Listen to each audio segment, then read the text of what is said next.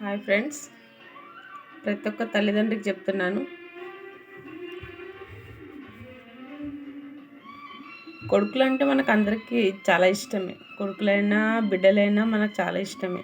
కాకపోతే కొడుకులకి కొంచెం ₹1 ఎక్కువ పెడతాం, ఆడపిల్లకు ₹1 తక్కువ ఇస్తాం. అలానే ఒక కొడుకు కదా, మన కొడుకే కదా అని గారాబంగా పెంచి పెంచి పెంచి లాస్ట్కు మన దగ్గరికి మనల్ని మోసం చేసే వాళ్ళలాగా చేస్తారు వాళ్ళు. అయితే ఏం చేయాలి, మన ఆస్తులు కొడుకులకి ఇప్పుడే రాయకండి.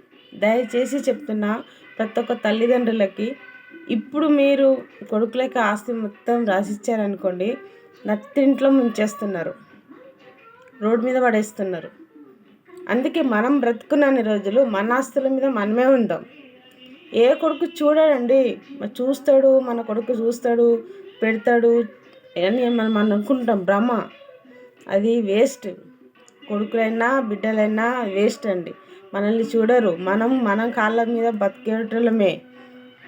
ఏ తల్లిదండ్రులైనా మనం చూస్తున్నాం కదా. ఇప్పుడు ప్రతి అనాథ ఆశ్రమంలో, ఓల్డేజ్ హోమ్లో ఎట్లా ఉంటున్నారు, ఎట్లా చేస్తున్నారు. మనకు అవసరమే లేదు అసలు. వాళ్ళని కన్నాము, వాళ్ళ రాతలను అయితే మనం కనలేము కదా. అందుకే చెప్తున్నానండి, ప్రతి ఒక్క తల్లిదండ్రికి ఆస్తి ఏమైనా ఉంటే మాత్రం పిల్లలకి ఇప్పుడే రాయకండి. బ్రతుకున్నన్ని రోజులు మనకే ఉంటుంది ఆస్తి.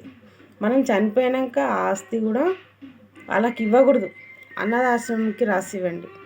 99% మొత్తం మగవాళ్ళు ఇలాగే ఉన్నారు.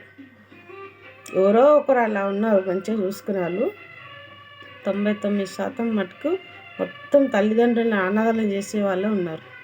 రోడ్డు మీద పడేసే వాళ్ళు ఉన్నారు. ఆస్తి తీసుకొని కుట్టి చంపినాక కూడా వేలి ముద్రలు తీసుకుంటున్నారు ఆస్తి కోసం.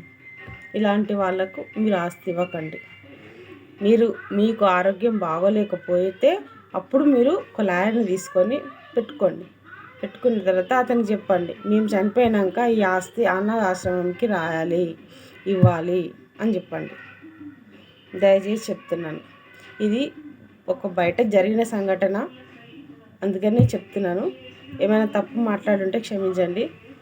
ఎవరైనా పిల్లలే, ఇంకా తప్పదు కదండి. బయట చూస్తున్నాం కాబట్టి మనం మోసపోకూడదు.